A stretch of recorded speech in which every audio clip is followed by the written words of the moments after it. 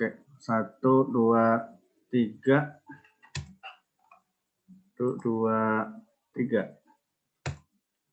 Oke, terima kasih. Silahkan di off cam lagi.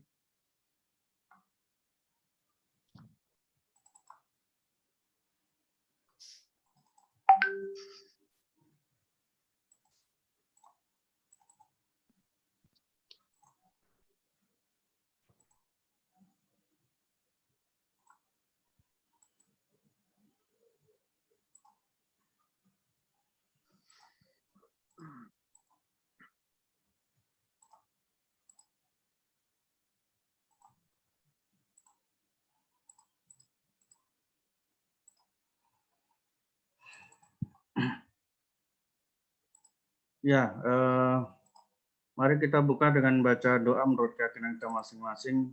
Berdoa mulai.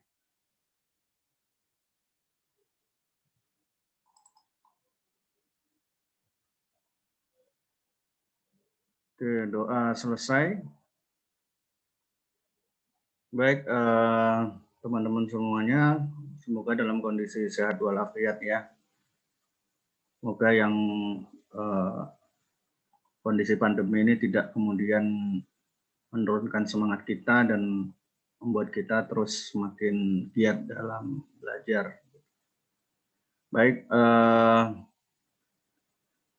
izinkan saya untuk off cam terlebih dahulu karena untuk menjaga kestabilan jaringan, ya tidak terputus-putus, biar fokus ke suara saya gitu. Oke. Baik, selanjutnya. Tapi suara saya apakah cukup jelas terdengar?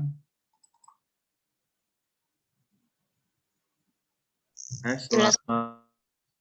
Jelas ya? Jelas, Pak. Jelas. Oke.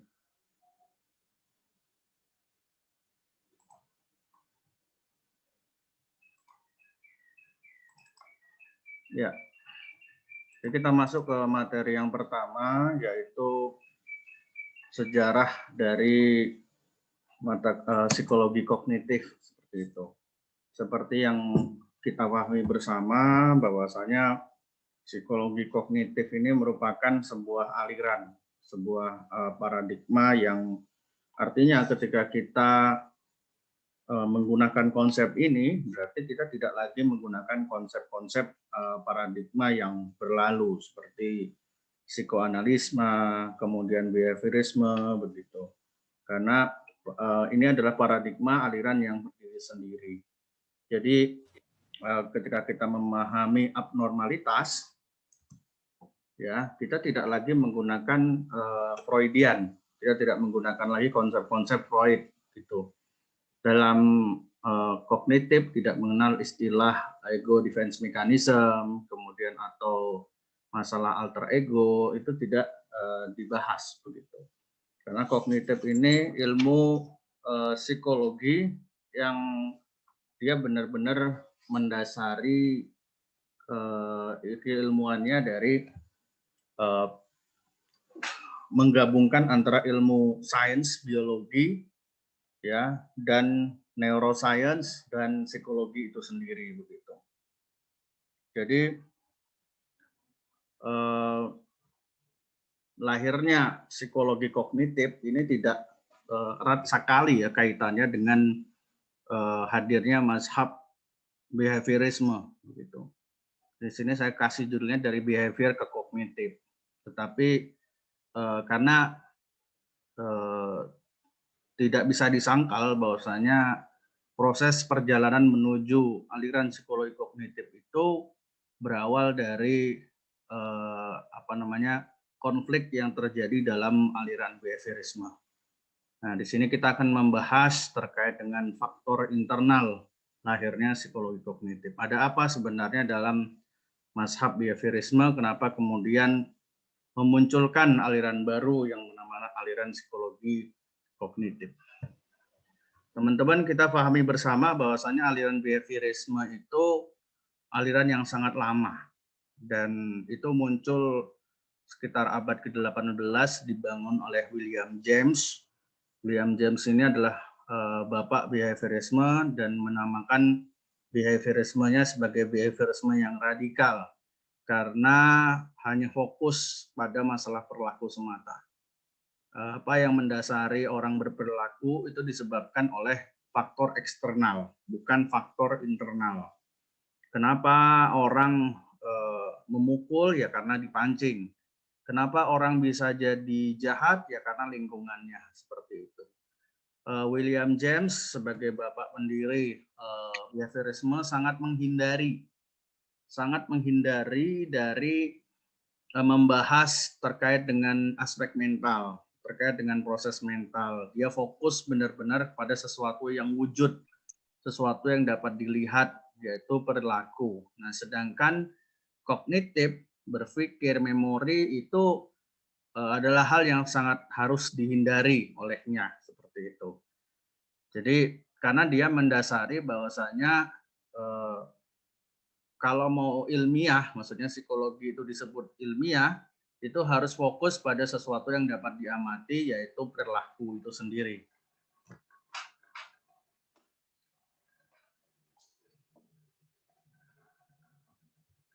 Ya, kalau mau ilmiah psikologi harus fokus pada sesuatu yang dapat diamati, yaitu perilaku.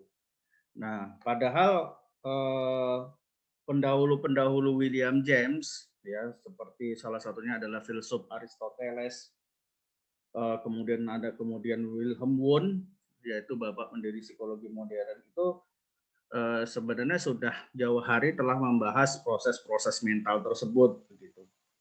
Bahkan sejak tahun 300 sebelum Masehi, Aristoteles itu filsuf kenamaan ya, telah mempelajari gitu terkait dengan di mana sih pusat pengetahuan manusia. Walaupun Aristoteles masih menyatakan bahwasanya pusat pengetahuan manusia itu letaknya di jantung. Yang hal itu berbeda dengan Plato yang mengatakan bahwasanya pusat pengetahuan manusia adalah di otak, seperti itu. Nah, kemudian Wilhelm Wundt sebagai bapak pendiri laboratorium psikologi pertama itu mengusulkan bahwa psikologi seharusnya mempelajari pengalaman kesadaran dengan menggunakan metode introspeksi, seperti itu. Nah, kemudian dilanjutkan lewat eksperimen Hermann Ebbinghaus yang dia ikut mengembangkan suatu penelitian untuk mempelajari ingatan, memori. Jadi mereka mengembangkan yang namanya metode introspeksi. Terus apa sih metode introspeksi itu? Metode introspeksi itu suatu metode yang menekankan bagaimana proses-proses mental atau proses-proses berpikir yang terjadi pada seseorang pada saat seseorang itu menerima stimulus yang membangkitkan sensornya, seperti itu. Nah, metode introspeksi ini butuh waktu sekitar 50 tahun untuk dapat diterima dan bergabung dengan metode lain yang disebut dengan metode ilmiah, seperti itu. Nah, akhirnya pada abad ke-19 ya, tepatnya tahun 1913 gitu, William James, bukan William James, lebih tepatnya John Brodus Watson ya,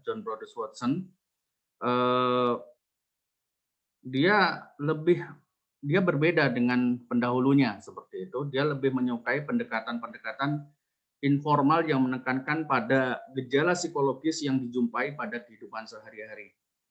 Jadi ia menjelaskan pengalaman manusia, menekankan pada pikiran yang bersifat aktif dan cenderung mencari tahu, seperti itu. Jadi fokus kepada sesuatu yang konkret. Nah, kemudian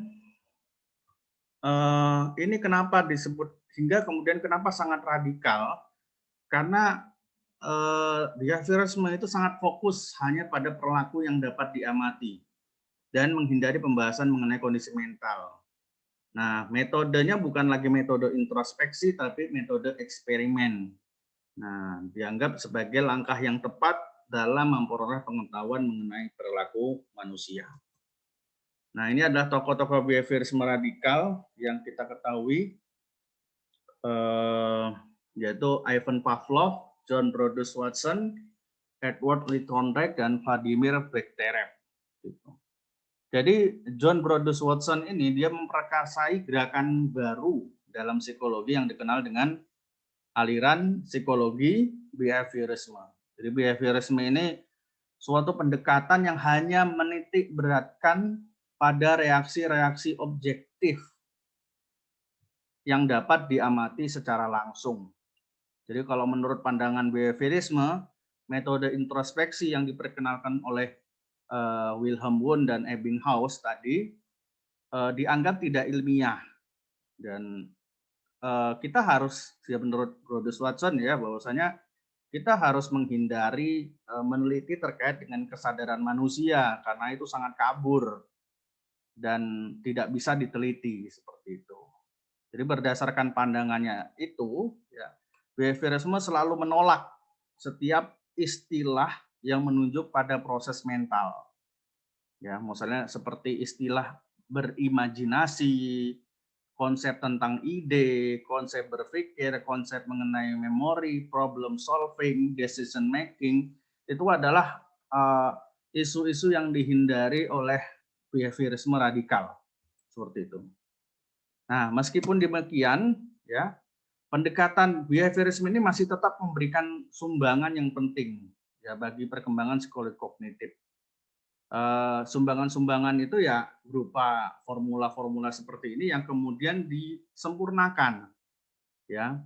Bagaimana dia mendefinisikan konsep-konsep secara operasional sehingga dapat diukur dan dikendalikan dalam eksperimen, itu sampai saat ini masih digunakan. Jadi tidak serta-merta kemudian ditinggalkan.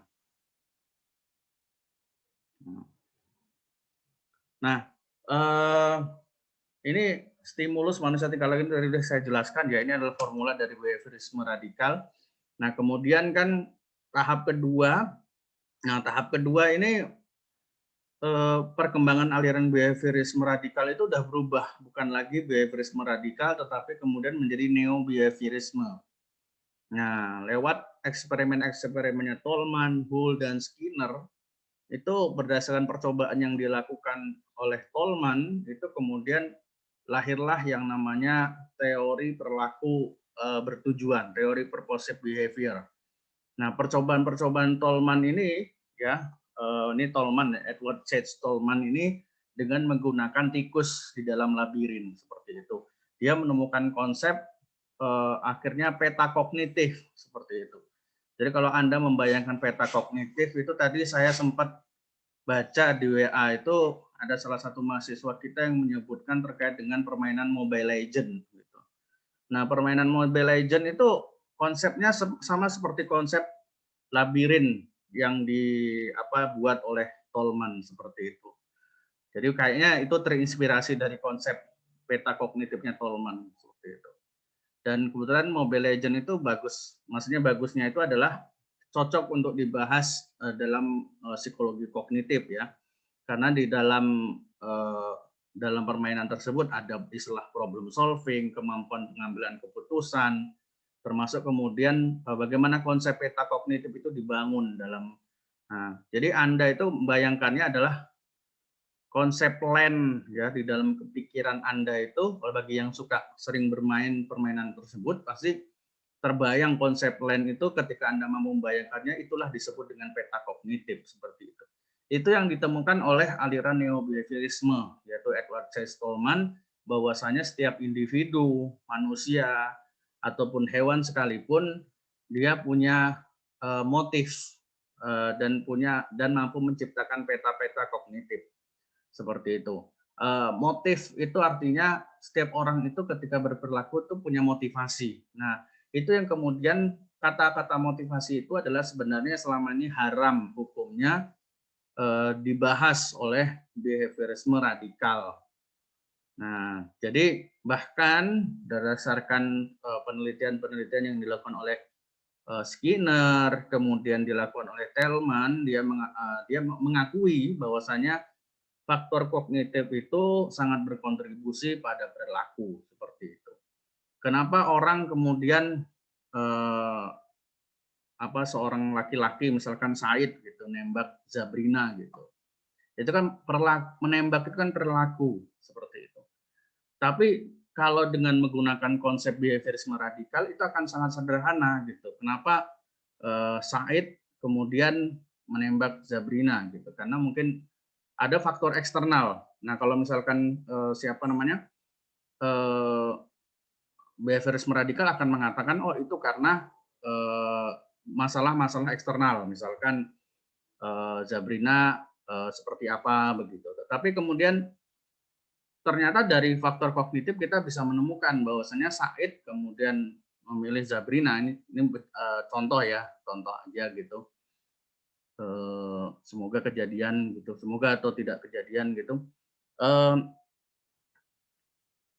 Ada proses berpikir yang begitu rumit sebenarnya. Kemudian Said memutuskan siapa yang kemudian jadi tambatan hatinya begitu. Ada proses berpikir yang sungguh rumit seperti itu. Nah, itu yang kemudian diakui oleh neo-behaviorisme gitu. Nah, kemudian bahkan behaviorisme Watson itu pun juga dikritik ya oleh Tolman yang mengatakan bahwasanya behaviorisme radikal itu kurang sensitif pada kenyataan dalam kehidupan sehari-hari seperti itu. Padahal orang itu kita punya masalah keyakinan, contoh kemudian ada tujuan, kognisi dan lain sebagainya, kemudian itu tidak dibahas. Nah ini tadi Tolman ya dengan perilaku bertujuannya. Nah di sini Tolman mengatakan bahwasanya tikus-tikus yang ditempatkan dalam labirin tampaknya memahami arsitektur labirin itu. Alih-alih hanya belajar dan itu tadi sudah saya jelaskan. Nah, oke. Nah, jadi di sini Tolman menemukan yang namanya variabel intervening atau intervening variable. Intervening itu mungkin dari kata intervensi, jadi variabel yang ikut campur, variabel yang mencampuri. Seperti itu. Jadi misalkan gini ya, ini faktor selama ini kan konsepnya itu untuk apa ya? Konsep dari Watson sebelumnya itu adalah faktor lingkungan langsung mempengaruhi perilaku. Ternyata ada variabel yang ikut campur dalam orang itu kemudian berperilaku seperti itu. Nah, contoh misalnya faktor lingkungan. Faktor lingkungan itu contohnya apa ya? Faktor lingkungan, contoh ada orang ingin mencuri pakaian di mall begitu kan. Nah, faktor lingkungannya adalah ada kesempatan, tidak ada yang mengawasi, kemudian dia berperilaku dengan mencolong pakaian di mall, The Robinson contohnya gitu. Di sini kita lihat independent variable, variabel bebas itu artinya variabel yang mempengaruhi dependent variable, variabel yang tergantung seperti itu. Jadi dia berperilaku karena faktor lingkungan, dia berperilaku karena faktor lingkungan. Nah, kemudian kalau awalnya seperti itu, akhirnya kemudian ditemukanlah oleh Tolman bahwasanya orang itu kemudian berperilaku tidak semata-mata karena faktor lingkungan, ya. Orang berperilaku itu juga dipengaruhi oleh ini yang tengah ini yaitu intervening variabel, variabel yang mencampuri seperti itu. Ada proses internal yang terjadi seperti keyakinan, harapan dan tujuan. Nah, seperti itu. Jadi kenapa dia mencuri, mencolong pakaian seperti itu? Karena ternyata mungkin dia punya keyakinan bahwasanya mencuri itu tidak haram. Contoh, misalkan dia tidak punya keyakinan bahwa agama bahwasanya mencuri itu jadi sah-sah saja. Atau ada harapan bahwasanya selama ini aku lapar, aku butuh makan, begitu kan? Di rumah ada banyak keluargaku, gitu. Jadi sebaiknya aku mencuri saja, begitu. Dan variabel intervening ini juga yang kemudian orang tidak jadi mencuri juga karena intervening variabel, begitu kan? Oh, misalkan tidak jadi mencuri, gitu kan? Padahal perutnya lapar. Nah, faktor lingkungannya bukan sekedar karena ada polisi atau satpam di situ atau ada kamera CCTV di situ, tetapi ada proses internal di dalam dirinya, misalkan, agama melarang seperti itu, nggak boleh, gitu. Nah, seperti itu. Jadi ada proses berpikir itu sesuatu yang terikat. Nah, itu yang ditemukan oleh neo-behaviorisme. Akhirnya kemudian orang pun menjadi sadar bahwasanya oh ini tidak semata-mata karena pengaruh faktor lingkungan semata, tetapi ada masalah internal di dalam diri manusia yang kemudian orang itu bertindak. Nah, tahap ketiga adalah sosiobehaviorisme. Tahap di sini itu ya aliran ini digagas oleh Albert Bandura ya. Jadi Bandura mengkritik habis-habisan behaviorisme radikal yang sangat tidak sensitif terhadap sebuah perubahan perilaku. Nah, jadi Bandura menawarkan social learning theory, yaitu terkait dengan social behaviorisme. Jadi dia mengatakan bahwasanya tidak sekedar variabel intervening, tapi secara nyata bahwasanya kalau tadi kan Tolman mengatakan bahwasanya tadi ini kan kita lihat ya, perilaku ya dipengaruhi oleh faktor lingkungan dan intervening variabel. Tetapi berbeda dengan konsepnya Albert Bandura yang menyatakan bahwasanya ini harusnya jalannya segitiga ya, bukan seperti ini ya. Harusnya bentuknya segitiga, yang namanya ada segitiga sama kaki gitu. Ini salah, mohon maaf. Yang pasti gini. Jadi kognitif itu mempengaruhi lingkungan, sebagaimana lingkungan mempengaruhi kognitif. Jadi ada interaksi timbal balik antara tiga faktor ini. Ya, perilaku mempengaruhi kognitif mempengaruhi lingkungan mempengaruhi kognitif juga turut mempengaruhi perilaku seperti itu. Nah ini jadi ada interaksi timbal balik. Jadi termasuk perilaku juga mempengaruhi lingkungan juga langsung mempengaruhi perilaku seperti itu.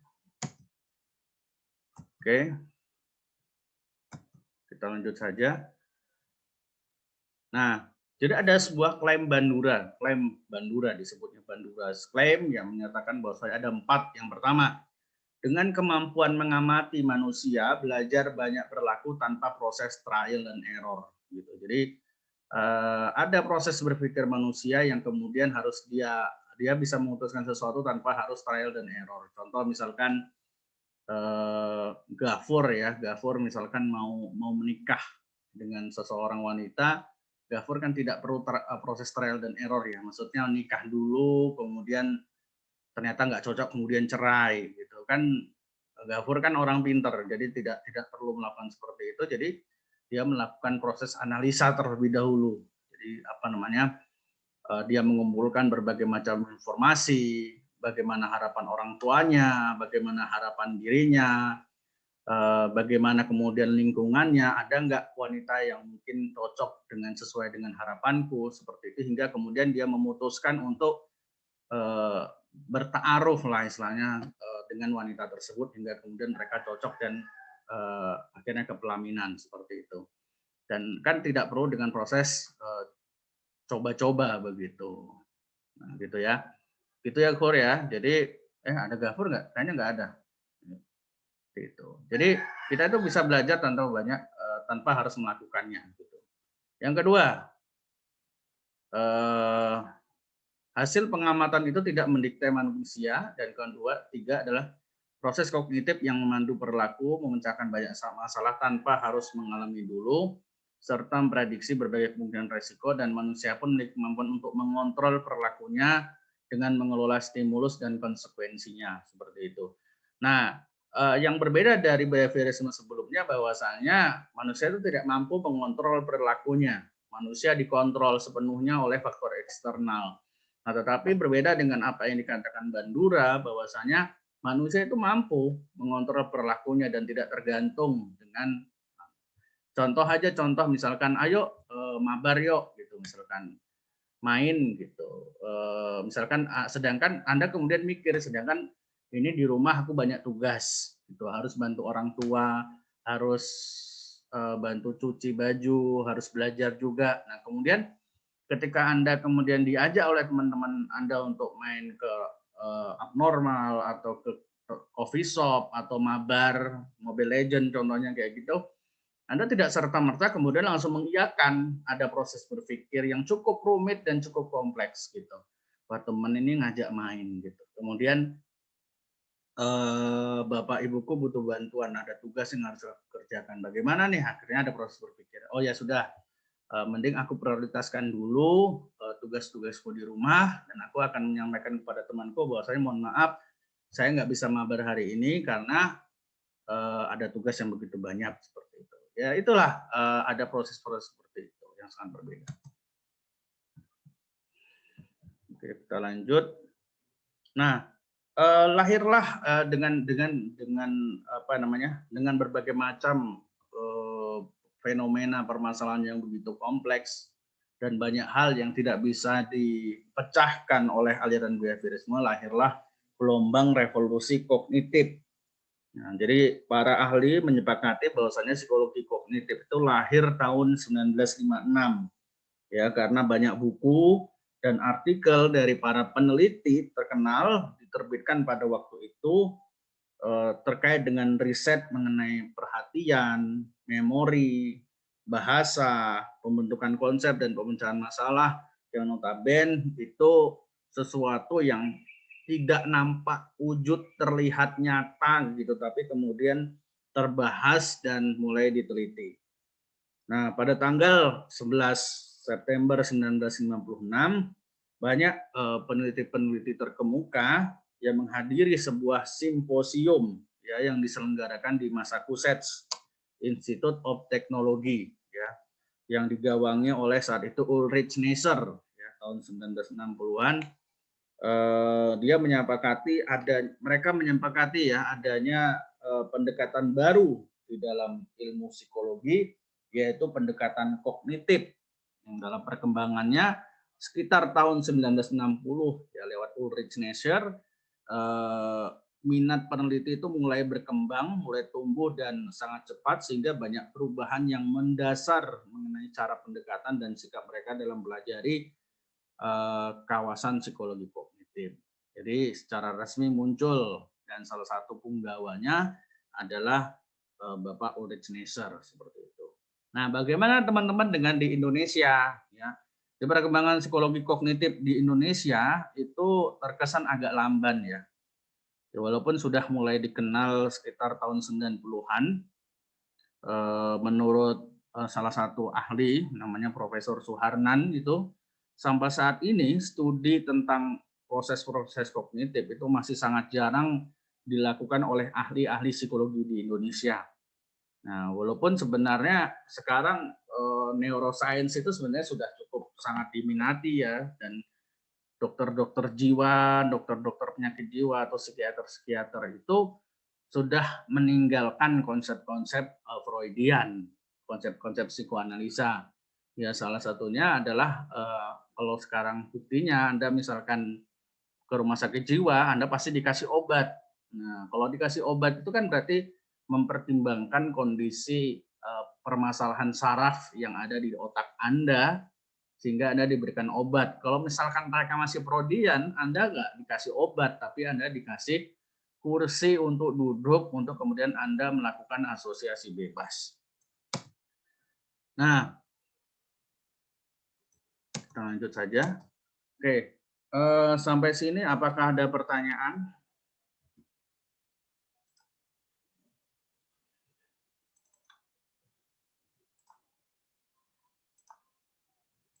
Ya, saya tunggu 5 menit untuk kalau misalkan ada tanya jawab.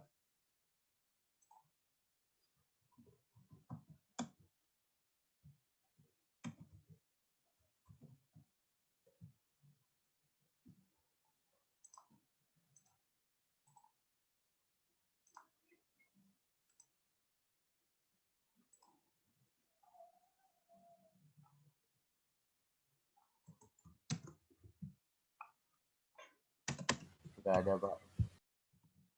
Oke, terima kasih atas konfirmasinya.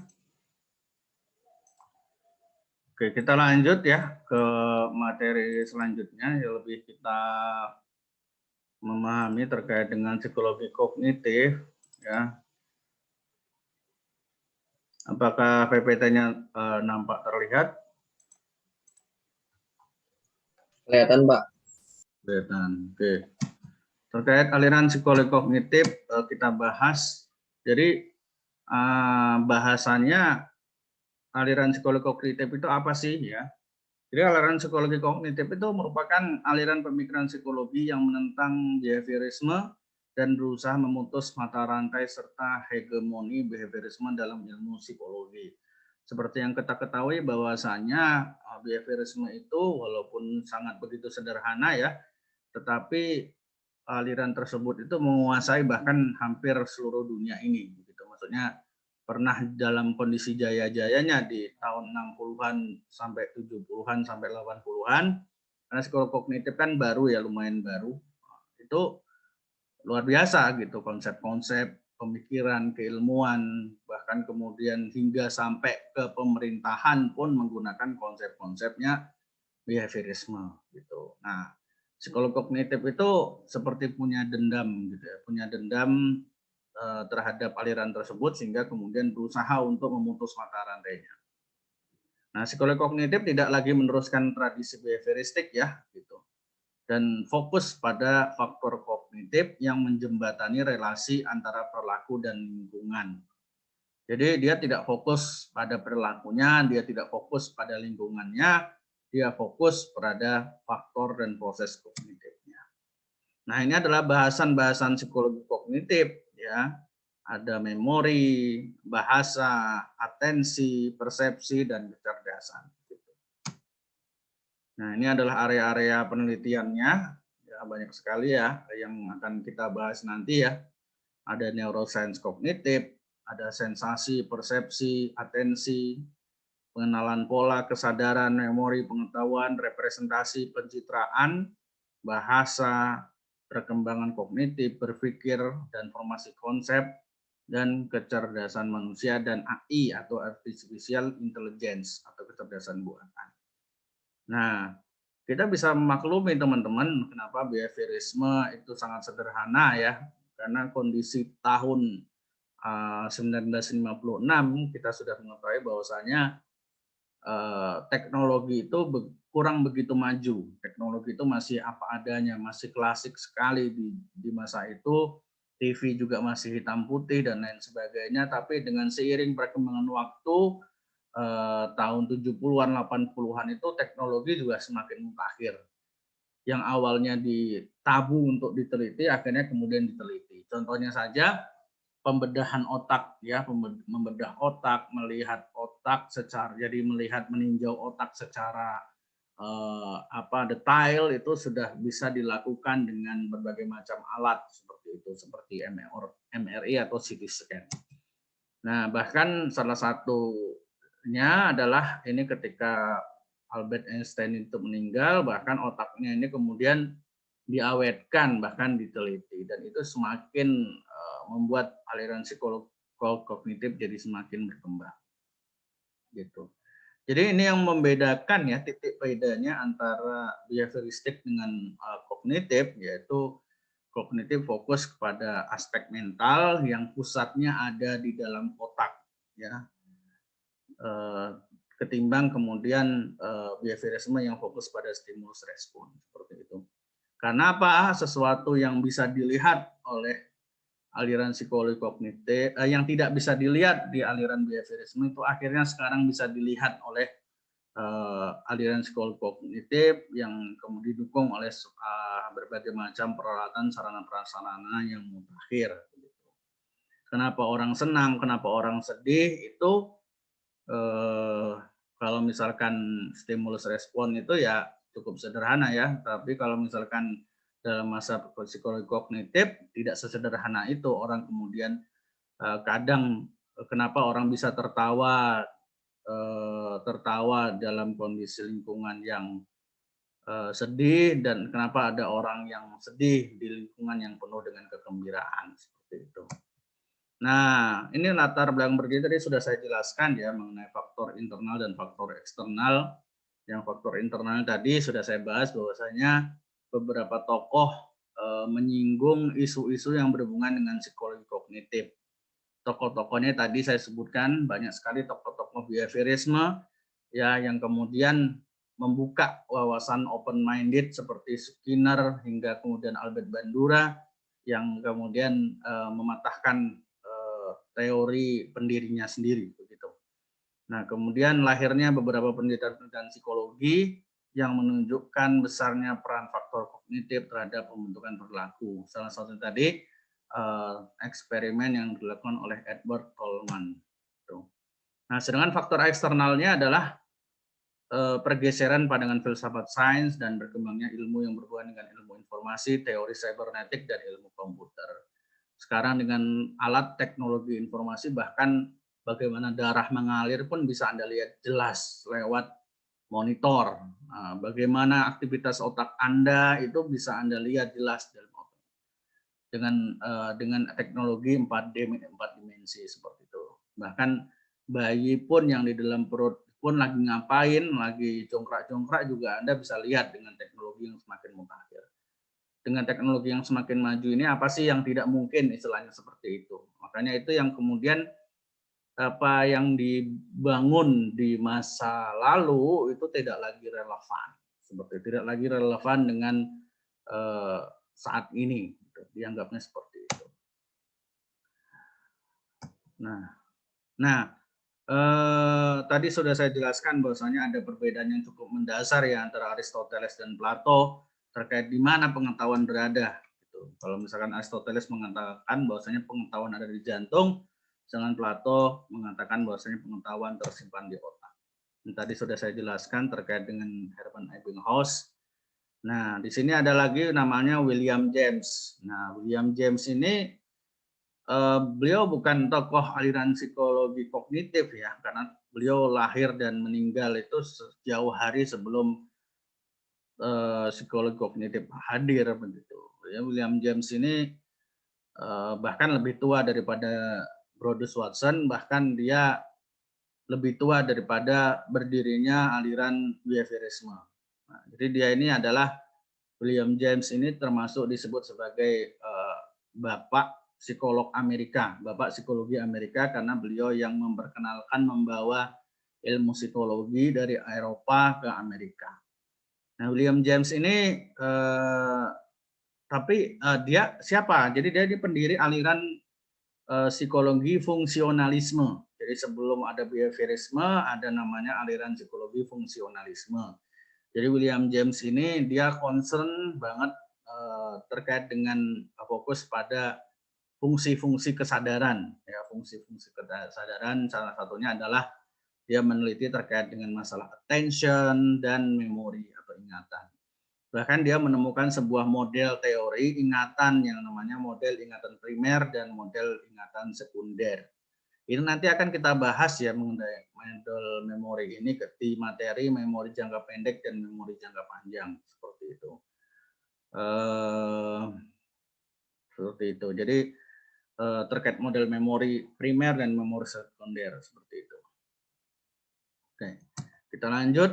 Nah, ini adalah Jean Piaget. Jean Piaget ini termasuk alirannya apa? Jean Piaget ini aliran konstruktivisme, tapi kemudian dia banyak dibahas dalam ilmu-ilmu psikologi perkembangan, dan teori yang cukup terkenal adalah masalah kemampuan berpikir, tahap perkembangan kognitif anak. Dan di situ dia mengatakan salah satu statementnya bahwasanya kognitif itu sangat penting dalam mempengaruhi manusia karena terkait dengan kemampuan problem solving, kemampuan pengambilan keputusan, dan semakin matang struktur kognitif seseorang, semakin kompleks relasinya dengan lingkungan. Jadi kalau misalkan ada orang sosial yang bagus, itu kata Jean Piaget itu kemungkinan besar bahwasanya dia kapasitas intelektualnya juga sangat bagus. Nah, siapa di sini teman-teman di kelas ini yang paling pintar bergaul? Oh, nggak ada yang bisa gaul. Oke, lanjut. Jajab, Pak. Oh, Jajab ya. Ya, Jajab itu memang pintar orangnya, kapasitas intelektualnya bagus, makanya dia gaul. Terima kasih, Pak. Yo. Ya. Jadi Jajab ini dia bisa diterima bumi dan bisa diterima langit. Gitu. Jadi maksudnya bisa cocok dengan berbagai macam orang. Mau preman sekalipun dia cocok. Ya, ada preman di sini. Oke, kemudian ini tadi, oh ya, ini pengaruh ilmu komputer sangat erat banget karena Anda mungkin pernah lihat teknologinya siapa di Avengers itu. Iron Man, Robert Tony Stark gitu, yang namanya apa? Jarvis ya, bukan Darwis, Jarvis. Jarvis itu bisa tinggal disuruh aja, kemudian dia percaya nggak percaya teman-teman bahwasanya teknologi itu sudah ada.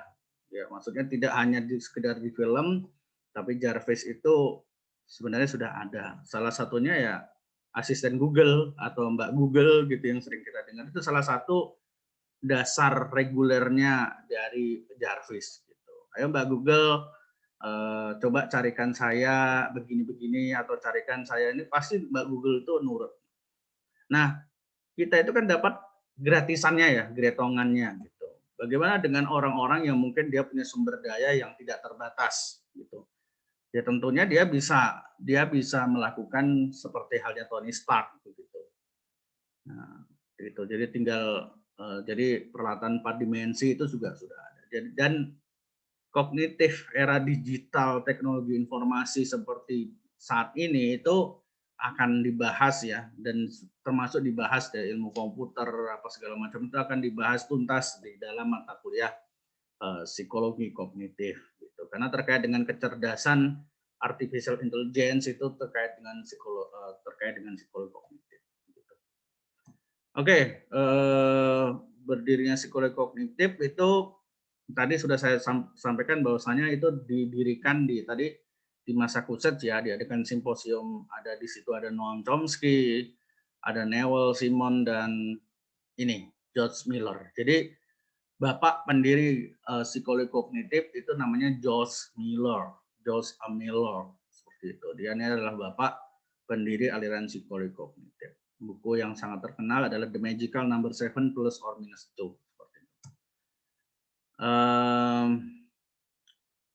Jadi George Miller ini mengatakan bahwasanya dia menulis buku judulnya Miracle Number 7 atau Keajaiban Angka 7.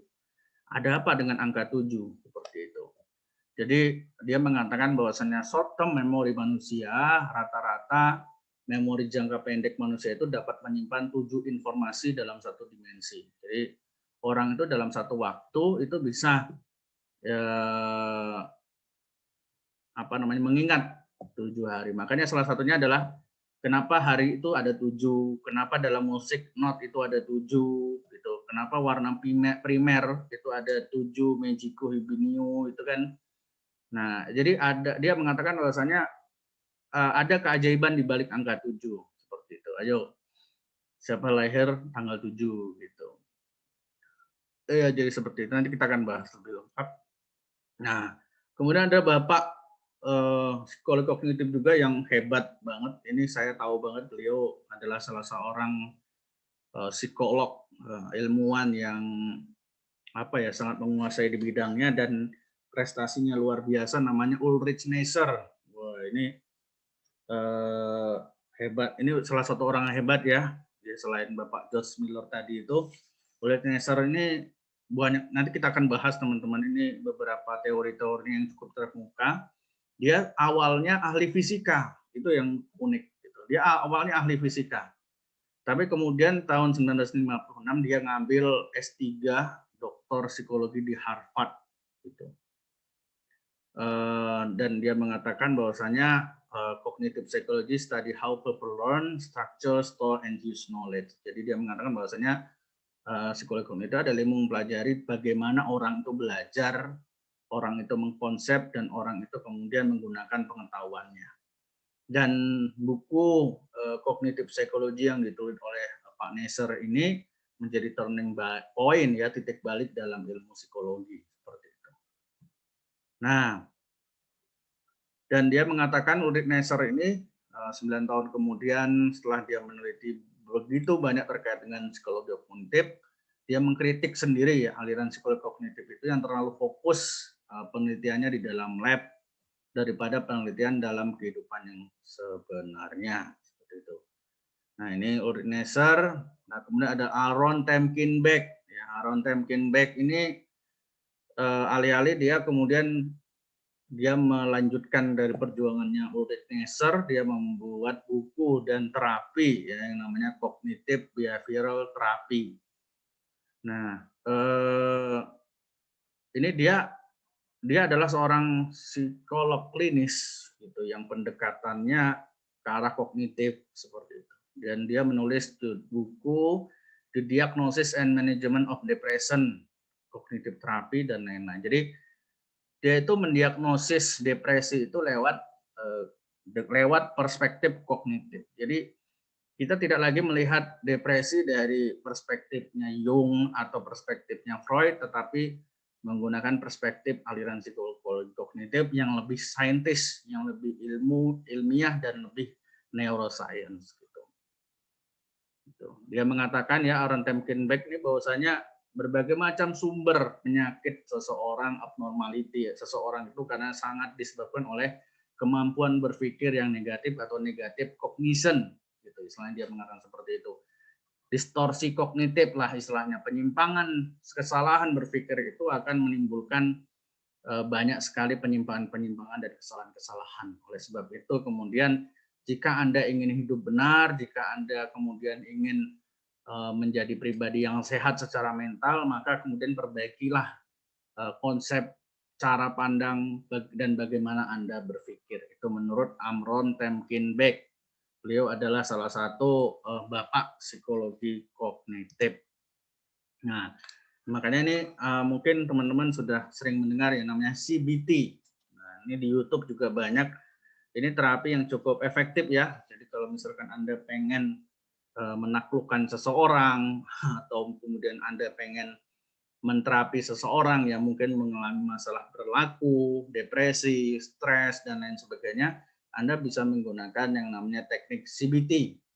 CBT ini adalah sebuah teknik untuk mengubah persepsi seseorang. Adapun persepsi itu adalah topik bahasan dalam mata kuliah psikologi kognitif.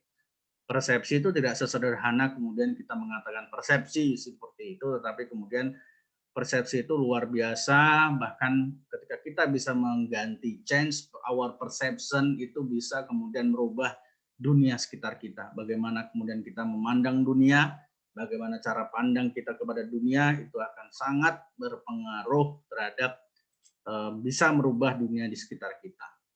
Dia mengatakan bahwasanya ada interaksi timbal balik antara emosi, pikiran dan perilaku, emotion, thought, behavior, saling mempengaruhi. Ya, emosi, what we feel affect how we think and act. Jadi apa yang kita rasakan itu mempengaruhi apa yang kita pikirkan dan apa yang kita lakukan. Jadi emosi mempengaruhi bagaimana kita berpikir, termasuk emosi mempengaruhi perilaku kita. Termasuk thoughts, what we think affect how we feel and act. Jadi apa yang kita pikirkan akan mempengaruhi bagaimana kita merasakan dan bagaimana kita berperilaku. Begitu juga behaviors, what we do affect how we think and feel. Jadi apa yang kita lakukan itu juga akan mempengaruhi apa yang kita pikirkan dan apa yang kita rasakan. Jadi ada interaksi timbal balik. Seperti itu. Contoh Anda emosi, Anda marah, Anda kemudian mengungkapkannya kepada seseorang. Nah, dengan cara memukul, ya itu akan kemudian ketika orang yang dipukul itu balas memukul, kemudian Anda akan baru mikir, ya ternyata kalau dipukul tuh sakit, sehingga kemudian perilaku Anda adalah lari, tunggang langgang seperti itu.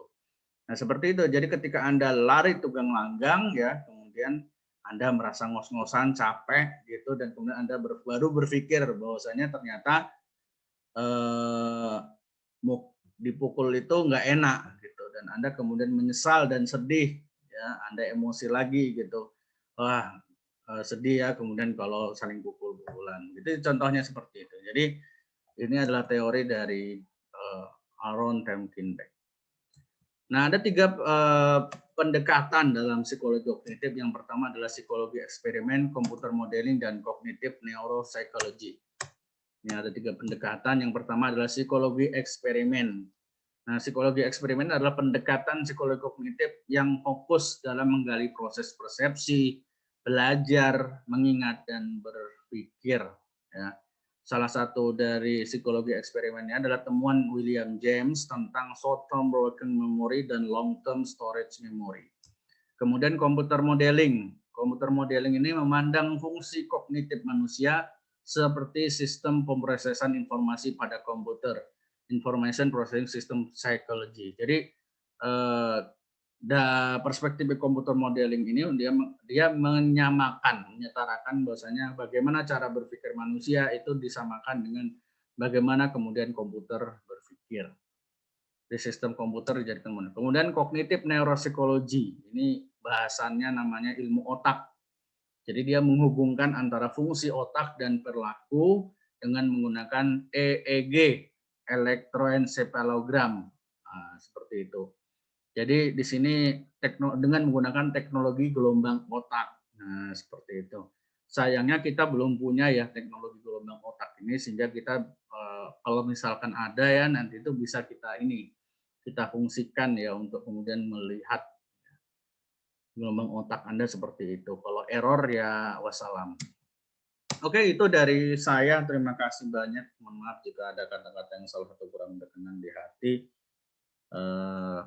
Jika ada pertanyaan, saya persilahkan. Jika tidak ada, ya tidak apa-apa.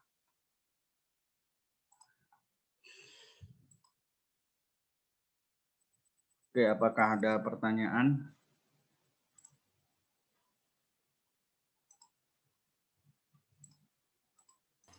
Pak,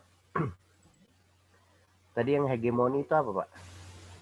Hegemoni itu adalah kekuasaan. Hegemoni itu bisa berkat penguasaan terhadap monopoli ya. Jadi gini, jadi contoh misalkan kalau Belanda dulu kan ada namanya VOC ya. Kalau VOC kan berarti kalau misalnya siapapun orang itu kalau mau beli itu ke VOC semua, nggak boleh ke tempat lain gitu.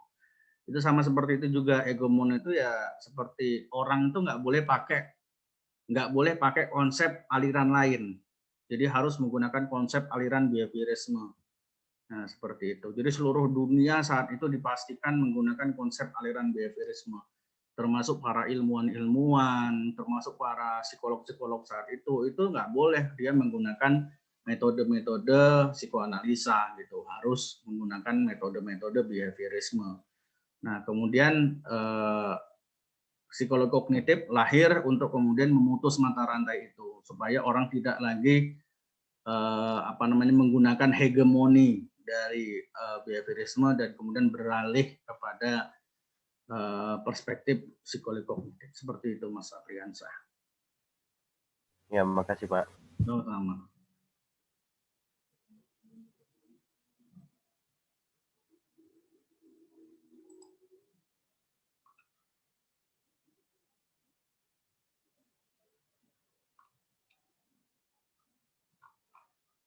Oke, masih ada pertanyaan?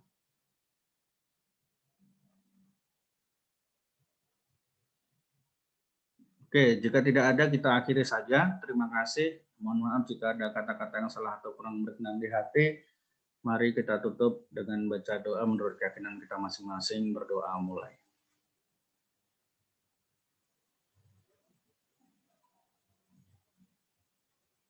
Doa selesai. Terima kasih. Mohon maaf jika ada kata-kata yang salah atau kurang berkenan di hati. Assalamualaikum warahmatullahi wabarakatuh. Selamat sore, salam sejahtera untuk kita semuanya.